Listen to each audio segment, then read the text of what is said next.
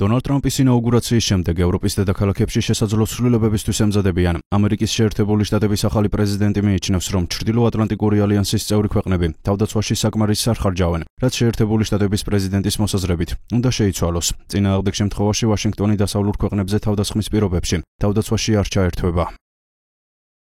უკრაინის ომი მათ უფრო ეხებათ ვიდრე ჩვენ მათგან ოკეანე გვაშორებს. თუმცა ევროკავშირზე 200 მილიარდი დოლარით მეტი გვაქვს კიევზე დახარჯული და ალბათ სულელები ვგონივართ. მათ გაწეული ხარჯი უნდა გაათანაბრონ. ნატოში კი 5%-ს უნდა იხდიდნენ. თუ კი ევროპას სურს გადარჩენა, ის უნდა შეიარაღდეს. წვეულება დასრულებულია, კომფორტის დროებაც დასრულდა. ჩვენ საზღვრებთან ომია. ნამდვილად კრიზისულ რეჟიმში ვიმყოფებით. პირველ რიგში გაცილებით მეტი ფული უნდა დაიხარჯოს. ეს მომდევნო რამდენიმე თვეში უნდა მოხდეს, ვინაიდან მეტი ლოდინი აღარ შეიძლება.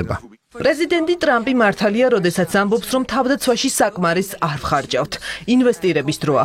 ეჭვგარეშეა, რომ ომის თავიდან არიდებისთვის მეტი უნდა დავხარჯოთ, მაგრამ ასევე ომისთვის უნდა მოვემზადოთ. უკვე ცალსახაა, რომ პრეზიდენტი ტრამპი გამოწვევა იქნება, თუმცა ევროპასა და ამერიკის შეერთებულ შტატებს მეგობრობისა და პარტნიორობის ხანგრძლივი ისტორია აქვთ. ამერიკის შეერთებულ შტატებში ახალი ადმინისტრაციის ინაუგურაციის შემდეგ, როგორც არასდროს ევროპელებმა, მათ შორის ჩვენმა ორმა ქვეყანამ, თავიანთი როლი უნდა შეასრულოს ერთიანი ძლიერი და სუვერენული ევროპის კონსოლიდაციაში.